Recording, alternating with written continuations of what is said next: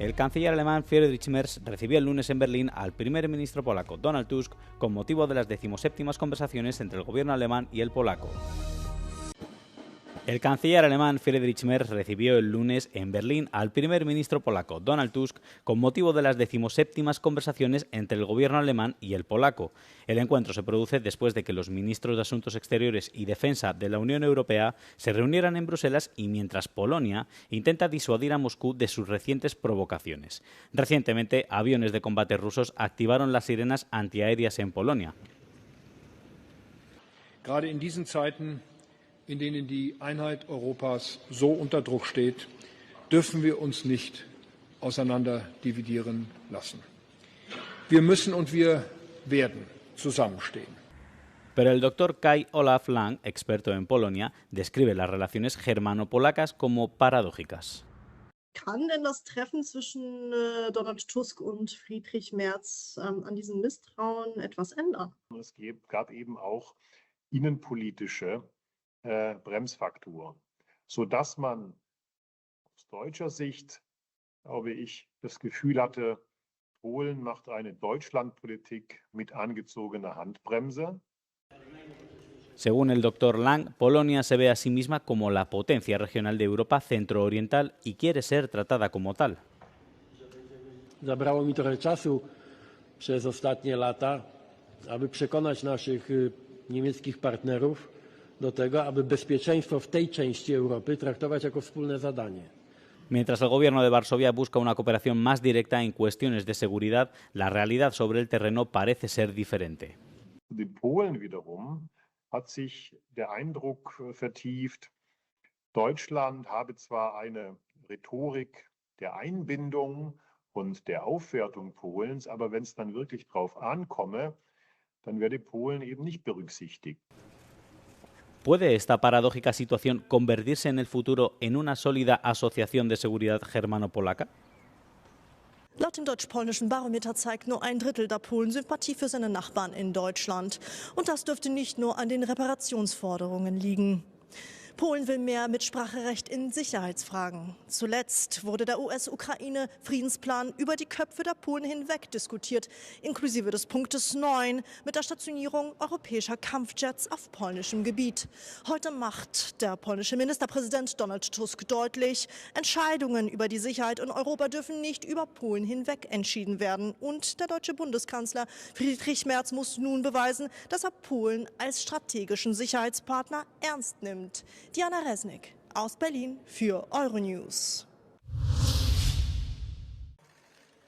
El presidente ucraniano Volodymyr Zelensky se ha reunido en París con su homólogo francés Emmanuel Macron para hablar del acuerdo de paz impulsado por Estados Unidos, un acuerdo que ha sido criticado por ser demasiado favorable a las demandas rusas. Zelensky advirtió el lunes de que Rusia no debe beneficiarse de la invasión de Ucrania. Macron, por su parte, subrayó que ningún acuerdo saldrá adelante sin la participación europea.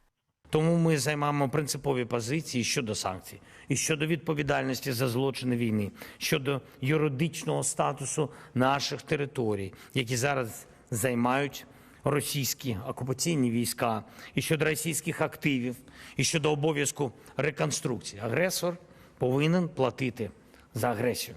Pour le reste, il n'y a pas aujourd'hui à proprement parler un plan qui soit finalisé.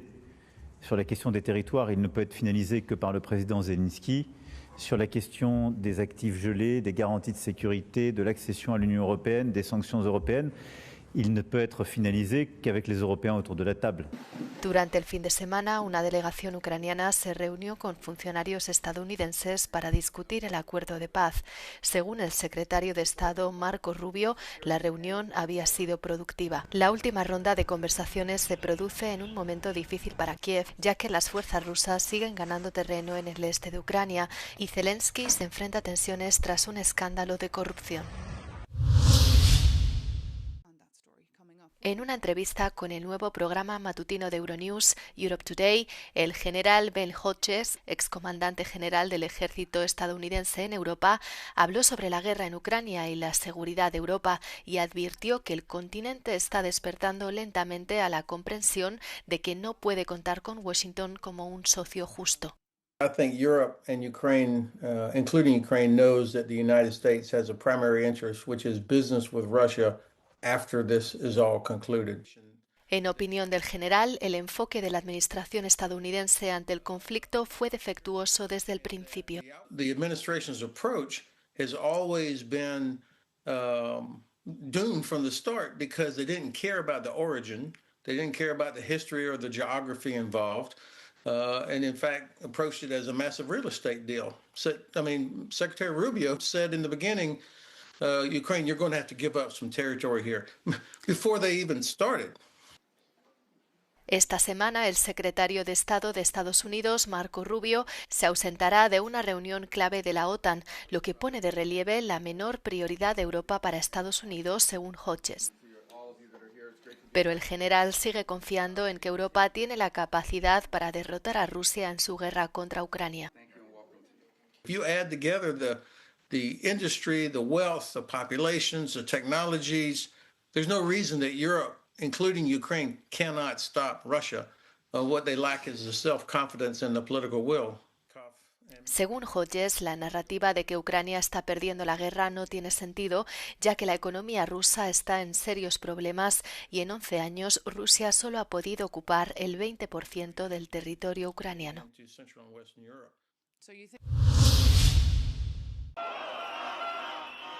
Decenas de miles de personas salieron a la calle en la capital búlgara para protestar contra el presupuesto del gobierno para 2026 y contra la corrupción.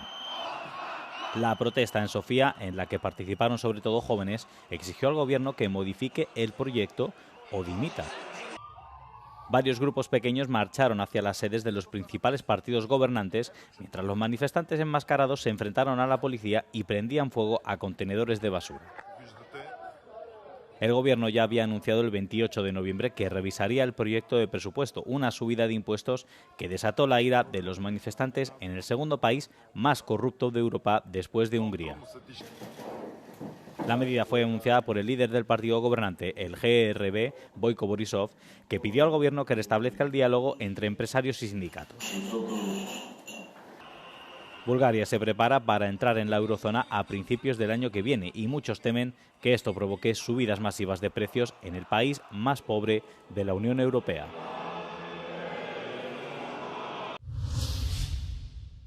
El brote de peste porcina africana detectado la semana pasada en Cataluña entra en una fase crítica. El Ministerio de Agricultura se ha reunido de emergencia el lunes ante la propagación del brote en Collserola. No podemos confirmar el origen todavía de la peste porcina africana, cómo ha llegado. Indicios hay. Puede ser que venga pues, un alimento, un embutido en mal estado en una zona donde pasan muchos camiones y áreas de servicio. Por lo tanto, es una opción. Desde Bruselas, la respuesta ha sido inmediata. La Unión Europea ha decidido enviar a Cataluña un equipo de veterinarios especializados para reforzar el control del brote. Hasta el momento se han encontrado 14 jabalíes muertos, 2 de ellos con la infección confirmada. El hallazgo ha elevado la preocupación sanitaria, especialmente porque España no registraba un caso de peste porcina africana desde 1994. Miles de personas se reunieron el domingo en el distrito de Tai Po, al norte de Hong Kong, para presentar sus respetos a los fallecidos en el incendio de la semana pasada. La gente se alineó a lo largo de más de 1 kilómetro cerca de una urbanización incendiada. Los asistentes depositaron flores en memoria de los fallecidos. El incendio arrasó la semana pasada 7 torres de apartamentos de 32 plantas en renovación.